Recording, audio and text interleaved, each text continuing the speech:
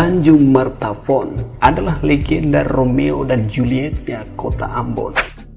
Assalamualaikum warahmatullahi wabarakatuh. Salam sejahtera untuk kita semua. Kesempatan kali ini catatan KJP akan membahas sedikit tentang cerita rakyat Tanjung Martafon. Namun sebelum lanjut, seperti biasa klik subscribe dulu ya. Buat saudara dong yang belum subscribe, agar katong bisa terus saling berbagi informasi menarik tentang Maluku.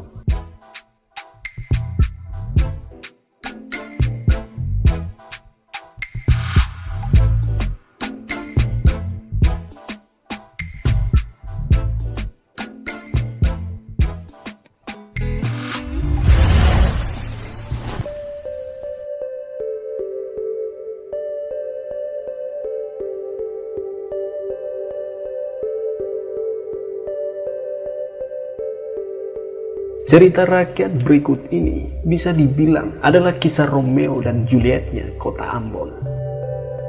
Cerita ini bersumber dari situs resmi pemerintah kota Ambon. Dahulu di desa Poka, kecamatan Baguala, hiduplah sebuah keluarga bahagia, yaitu Bapak Bram dan Ibu Mina. Bapak Bram bekerja sebagai petani dan biasanya mendayung perahu membawa penumpang dari Poka Rumah 3 ke Galala pulang pergi. Sedangkan istrinya Ibu Mina bekerja membantu Bapak Bram menambah penghasilan keluarga, yaitu dengan cara bakar sagu untuk dijual. Bapak Bram dan Ibu Mina mempunyai seorang anak perempuan yang sangat cantik. Saat itu berusia 16 tahun. Anak itu bernama Marta, berkulit hitam, rambutnya ikal panjang terurai hingga betis.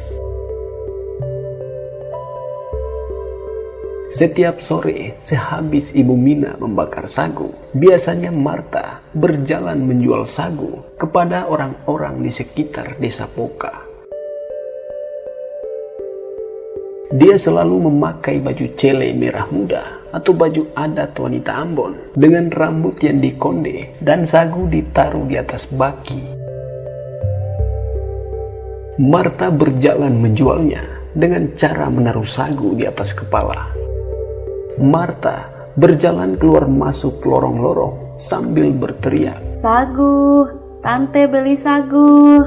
Sagu, sagu, mau beli atau tidak?" Marta biasanya menjual sagu lewat di depan asrama tentara Portugis. Tempatnya tidak jauh dari tempat feri sekarang. Suatu sore, ketika Marta berjalan menjual sagu di depan asrama tentara Portugis, seperti biasanya, Marta berteriak, "Sagu, tante beli sagu." Marta terkejut karena di depan berdiri seorang laki-laki gagah tentara Portugis. "Sagu, tante beli sagu." Tentara itu melihat ke arah Marta dan di dalam hatinya, wanita ini cantik sekali. Hari berganti hari, bulan berganti bulan, Marta tetap tekun dengan pekerjaannya menjual sagu. Suatu hari seperti biasanya, Marta berjalan menjual sagu lewat depan asrama tentara Portugis sambil berteriak, "Sagu, sagu, beli sagu atau tidak? Sagu, tante beli sagu. Sagu, sagu, mau beli atau tidak?" Marta sangat terkejut karena tiba-tiba terdengar suara dari dalam asrama, "Sagu, sagu, sini." Marta cepat-cepat menghampiri suara tadi. Tetapi Marta sangat takut karena dia harus masuk ke dalam asrama. Lelaki itu mengulurkan tangannya ke arah Marta. Dalam hati Marta, "Oh, dia ingin berkenalan. "Saya Alfonso. Nona siapa?" Saya Marta." "Wah, kamu cantik sekali, Marta." Jantung Marta berdebar-debar karena tidak tahan. Marta bertanya, "Tuan, panggil saya mau beli sagu kan? Tapi kenapa Tuan tidak membelinya? Saya ingin pergi, Tuan."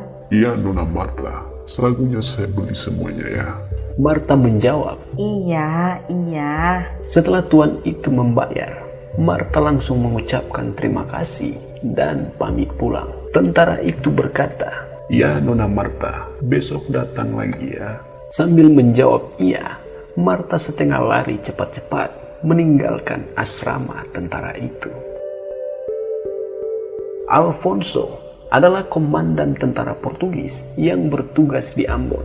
Portugis menjajah Indonesia dari tahun 1569 sampai dengan tahun 1571. Ketika tiba di rumah, Ibu Mina telah berdiri di depan pintu menunggu Marta dengan senang hati karena Ibu Mina melihat baki telah kosong, sagu habis terjual.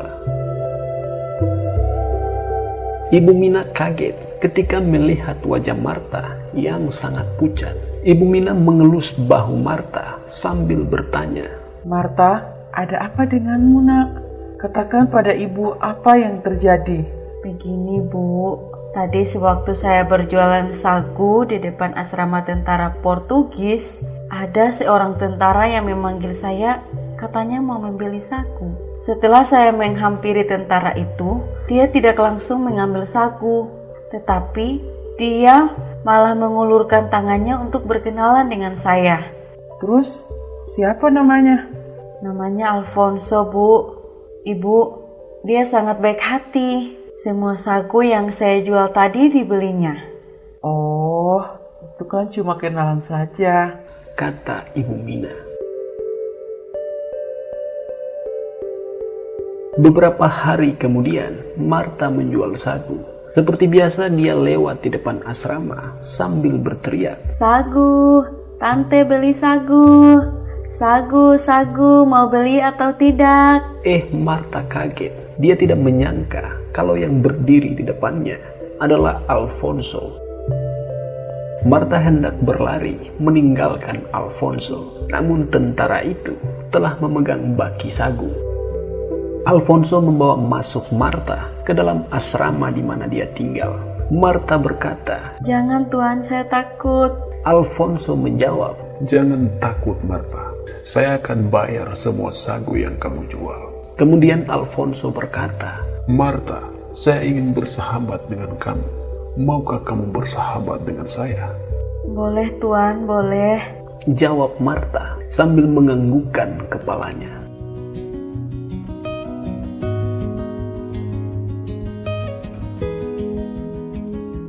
Bulan berganti bulan, tahun berganti tahun.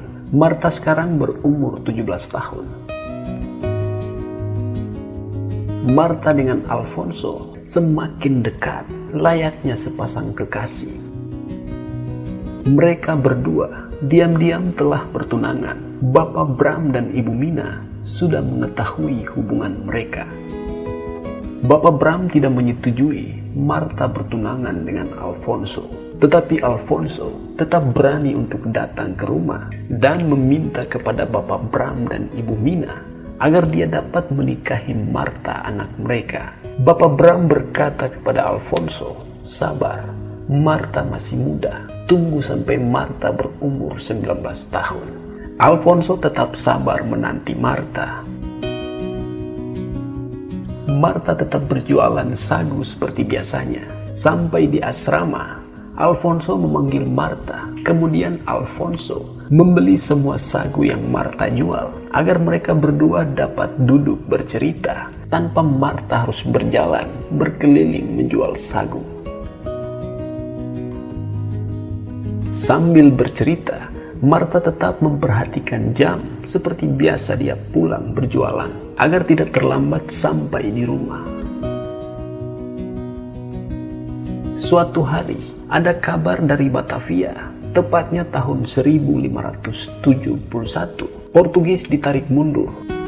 Cita-cita tinggal cita-cita, tetapi nasib berkata lain. Tentara Portugis dari Ambon harus ke Batavia.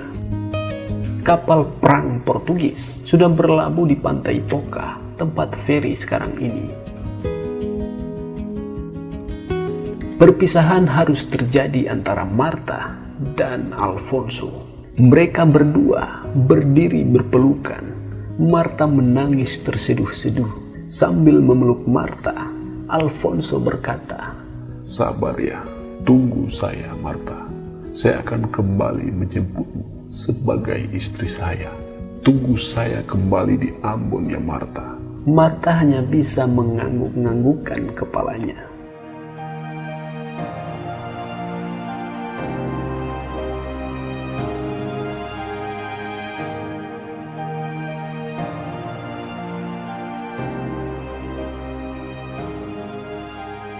Pasukan tentara satu demi satu naik ke kapal. Sekali lagi, Alfonso memeluk Marta. Kemudian Alfonso naik ke kapal. Dia naik paling akhir karena Alfonso adalah komandan peleton. Sampai di atas kapal, Alfonso berteriak, Marta, tunggu saya ya. Setelah Marta mendengar tanda kapal akan segera berangkat, Marta mengambil sapu tangan putih, kemudian melambai-lambaikannya sambil berteriak, Alfonso, Alfonso, Alfonso. Marta tidak tahan lagi. Sambil menangis, Marta meloncat ke dalam laut, lalu berenang.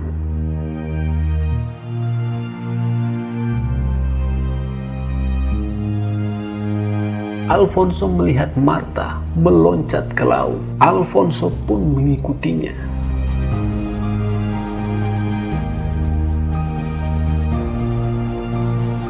Kabar itu sampai kepada Bapak Bram. Bapak Bram dan Ibu Mina menunggu di tepi pantai, berharap anaknya akan segera kembali. Namun harapan mereka sia-sia. Bapak Bram memanggil orang-orang untuk mencari Marta dengan mendayung perahu.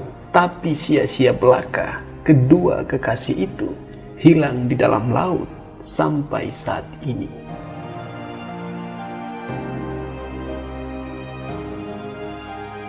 Tempat mereka berdua tenggelam, kini namanya dikenal dengan nama Tanjung Marta Falls, yang merupakan gabungan dari nama dua kekasih tersebut, yaitu Marta dan Alfonso.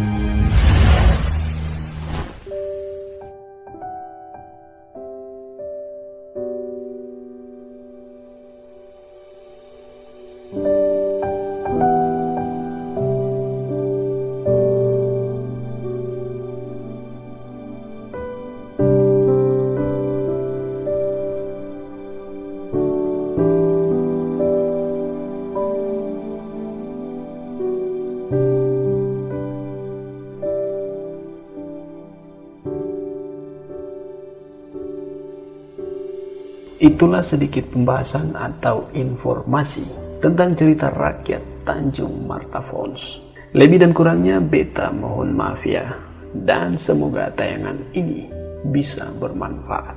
Akhir kata, wassalamualaikum warahmatullahi wabarakatuh. Salam damai.